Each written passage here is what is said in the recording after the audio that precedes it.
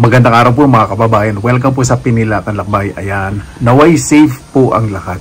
Napakaganda po ng panahon po ngayon. Kanina po umuulan pero okay na okay po yan. Gusto ko pong magluto po ng munggo gisado na overloaded po. Sa ngayon po ay malapit na pong matapos po ang aking bakod at ilang araw mag-enjoy na po ako dito sa aking bakuran. Tara, samahan po muna ninyo ako sa palengke. Mamili po tayo ng ating mga pangrekado sa munggo. Overloaded munggo gisado. 60 pesos daw po ang isang ito sa papel. Dahil dito po tayo kay ate. Bili ko po si nanay sa papa ng kakanin. Para hindi naman magreklamo yung dalawang matanda, lalo na yung bro. Ayan po. Wala naman sana. Ang bago. Ay hindi pala, muling halal na konsihala. Di ba? Tsaka si Ricky. Konsihala, si Olive.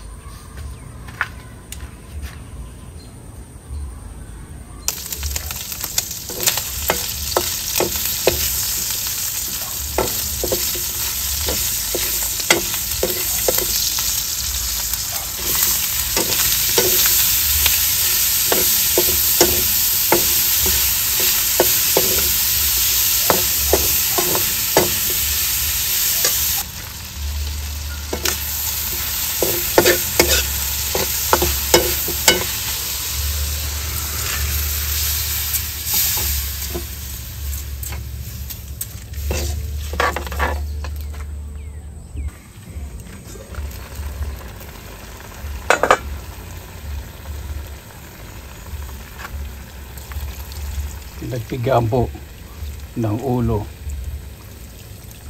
at balat ng hipon para mas malasa.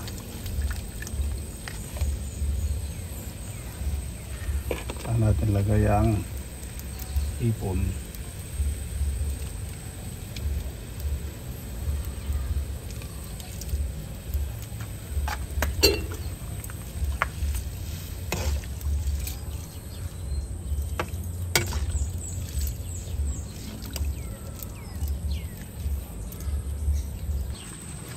Yan.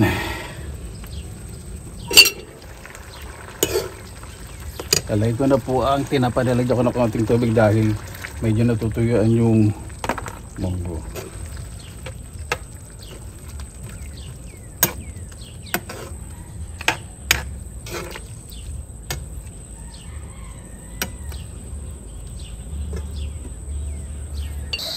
Ayan, luto na ang munggo. Lagyan ko na po ng ampalaya, dahon ng ampalaya. Lagyan muna natin ng konting paminta.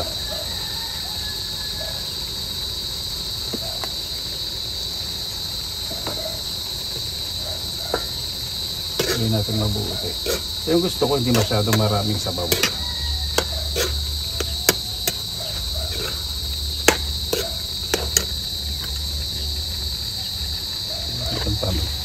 Lagyan na natin kung hindi paminta ang palaya.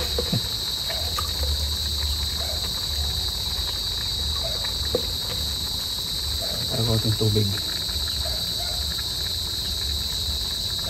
Parang hindi naman matuyuan.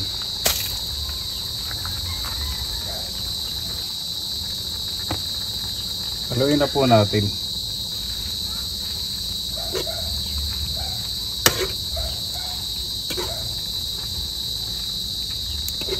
Pag nagluluto po kayo sa kahoy, pagpaluto na, hinaan nyo na po yung apoy kasi yung baga, may init pa po yan. So po halong-halo para hindi magkabuhol-buhol yung dahon ng ampalaya pag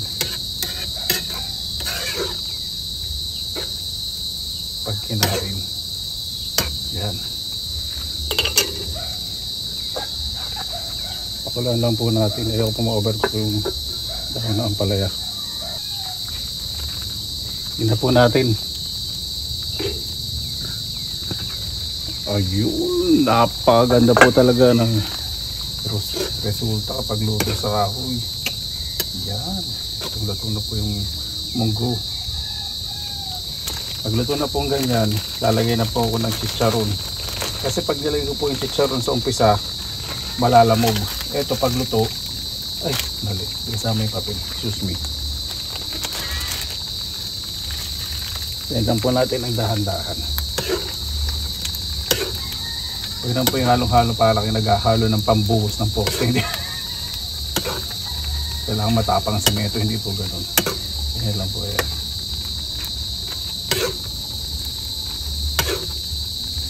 Diba?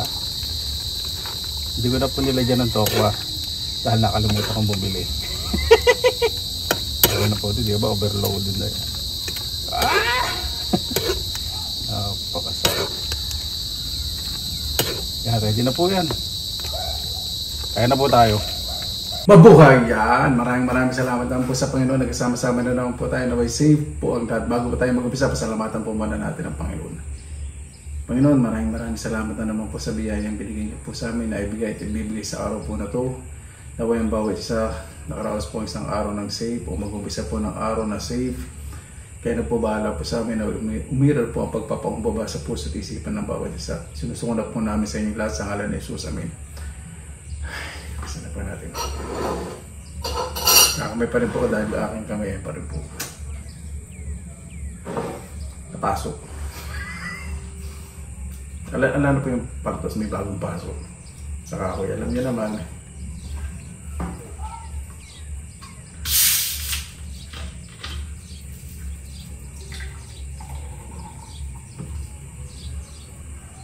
Sarap po na ganito, no? Tahimik. Kahit po sa Finland, kahit po yung pinilit ng lugar ay tahimik.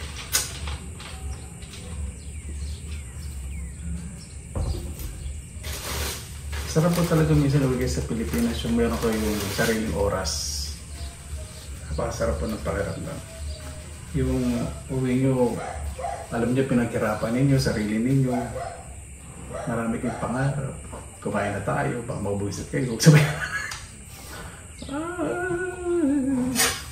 Sarap, konti lang yung sarasa.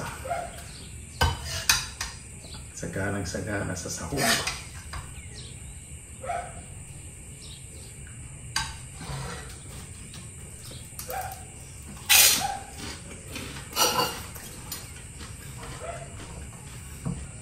Nasa tatay, sorry. May pritong galunggong nakalimutan ko.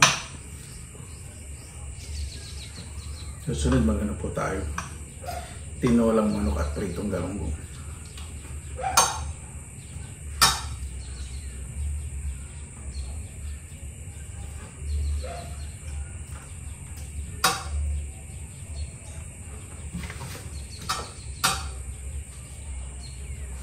Buto. Buto ng baboy. Sarap. At yung chicharong hinalo po dito, hindi po siya na lumabsa, yung may konting kunat na sinipsip po yung sarap.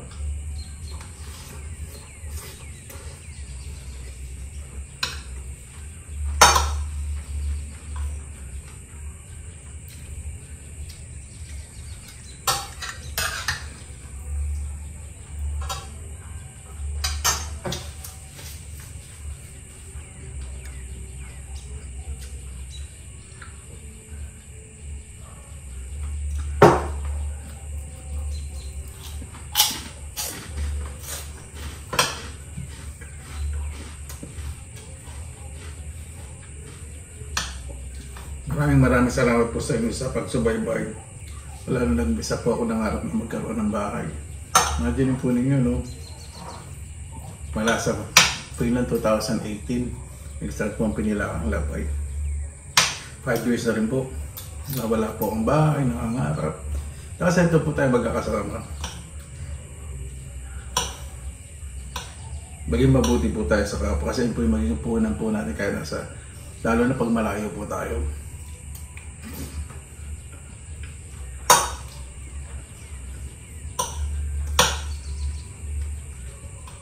Kahit sa paaralan, hindi man po tayo magaling estudyante, mabait man tayo, maalala tayo po ng mga guro po natin.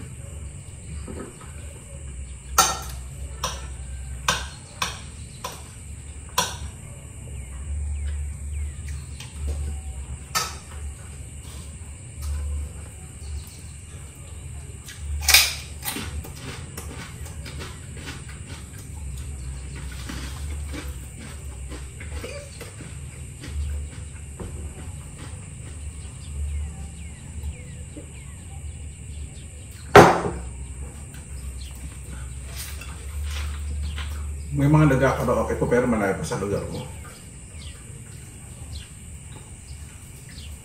Tira ko po, kaya pinakita nyo naman malapit ang gubat, diba? So, yung sound wave, nakokontrol ng mga puno.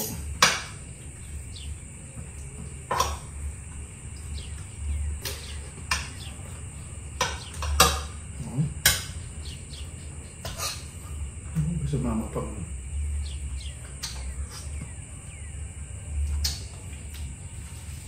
dapat ang hipon. Suwahe po yung hipon na inalo ko dito. Nakita nyo nga po pala sa palengke.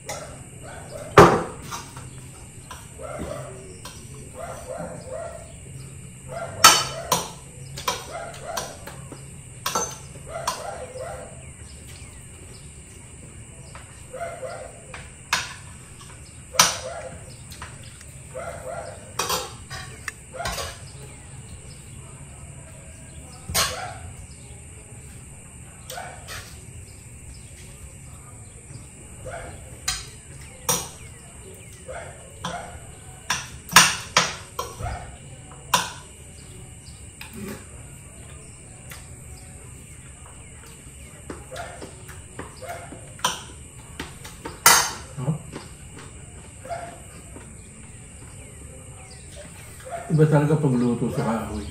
Napansin ko na yung pag nagigisa kayo sa kahoy, yung kamatis hindi masyadong durog na durog.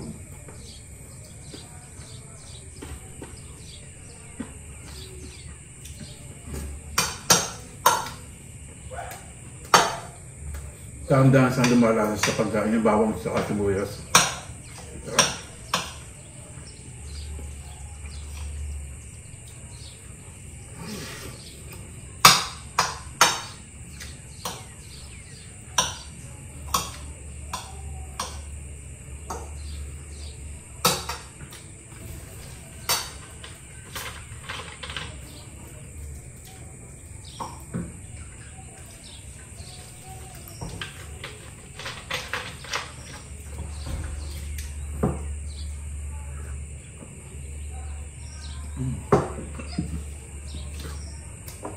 Sarap po dito pagising sa umaga. Tila ako naman o kaso tayo sa mga ibon. Hindi po masyadong papatugtog ng music kasi gusto pong ma-appreciate yung surroundings. Tapos yung hangin, maraming puno. Kahit malalaking ibon sa gubat.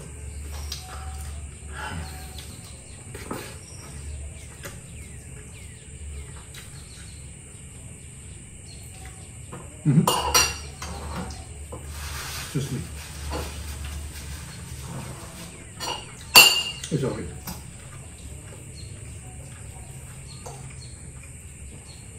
Miss! Wala si Garfield. Miss! Ayun. Miss! Gutom na gutom kasi kanina yun eh. Ayun. Tira ko. Naisip ko na naman. Nangipa po ang kanin sa kapatid eh.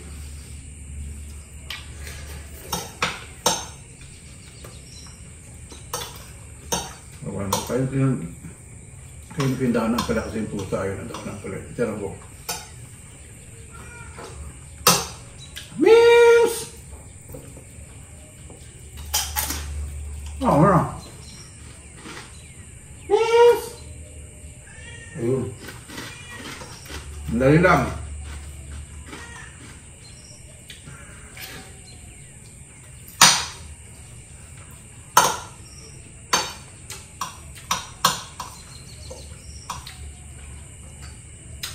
Ito lang po.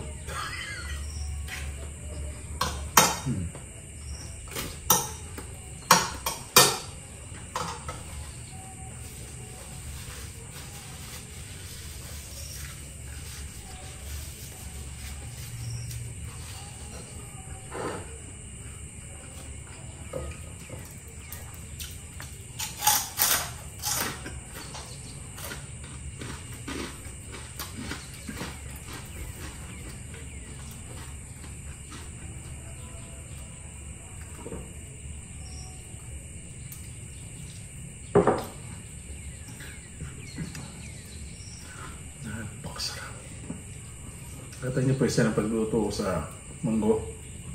Malasa ko po, hindi ko po binabad yun. Kasi mas malasa po yun.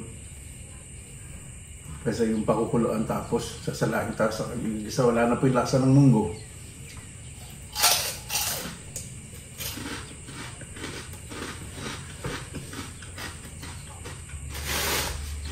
I'm sorry.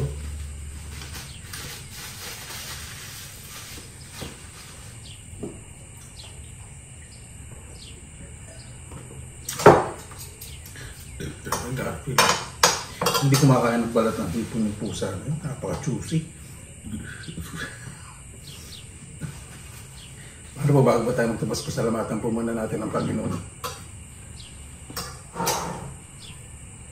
Panginoon, maraming salamat naman po sa mga biyayang binibigay niyo po sa amin na pinapangarap po namin mga gawin at mga nangyari po sa amin at minsan sobrang niyo pong binibigay. Tulad po nangyari po sa akin po ngayon. Itong bahay po talagang pag naglalakad po sa labas para pa rin po ako nangangarap. pagpapabako po. Sabi nga po, lapat kawain, masaya na ako. Pero inisip ko rin po kaligtasan ng mga titira po dito sa bahay ko pag wala po ako. Sobra-sobra pong nagpapasalamat. Naalala ko po nung design ko po itong bahay na semi-kubo. Pero ngayon, mas binigyan niyo po yung sobra-sobra at mas safe. Sobrang salamat po, Panginoon. Alam ko po na mas marami pong deserving kaysa po sa akin. At alam ko po na alam niyo po yung purpose ko po. Bakit na po binigay po sa akin din po ito, Panginoon. Gawin maging mabay na lang po ang bawat isa sa kapwa. Kayo na po bahala po sa amin. Sinusuko na po namin sa inyong lahat sa kanil Jesus. Amen. Maraming salamat po, Panginoon. Paano po? Maraming salamat naman po sa inyong oras na ilan sa Pinilakan Lakbay. Basta maging mabait po tayo lagi, makasama, maging mapagkumbaba, may hindi pagkakaintindihan. Huwag po natin tapusan na isang araw na hindi po tayo mahingi ng tawad kung nagkasala po sa atin o tayo nagkasala. Napakasarap pong kumilos na wala pong iniiwasang tao. Ano po bala? Sorry. Nawala naman ang sarili ko. Maraming salamat naman sa inyo oras nila sa Pinilakan Lakbay. Basta lagi po tayong positive vibes, good vibes. God bless. Ingat po lagi. Magandang araw. Laban na!